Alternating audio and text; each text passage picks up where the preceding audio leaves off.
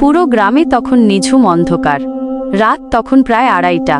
শফিক সাহেব শহর থেকে ফিরে মেঠো পথ দিয়ে হাঁটছিলেন। হঠাৎ দেখলেন পথের ধারের পুরনো বটগাছটার নিচে একটা ছোট বাচ্চা একা বসে ফুঁপিয়ে ফুঁপিয়ে কাঁদছে। শফিক সাহেব থমকে দাঁড়ালেন। মায়া হলো তার। কাছে গিয়ে নরম সুরে জিজ্ঞেস করলেন, খোকা, এত রাতে এখানে একা বসে কাঁদছ কেন? তোমার মা বাবা কোথায়? ছেলেটি মুখ না তুলেই ধরা গলায় উত্তর দিল, আমি পথ হারিয়ে ফেলেছি। সবাই আমাকে ভয় পায়, কেউ আমার সাথে কথা বলে না। শফিক সাহেব হাসলেন। পকেট থেকে একটা চকলেট বের করে দিয়ে বললেন, ভয় পাওয়ার কি আছে? তুমি তো ছোট্ট একটা মানুষ। চলো, আমি তোমাকে বাড়ি পৌঁছে দিই। ছেলেটি এবার মাথা তুলল।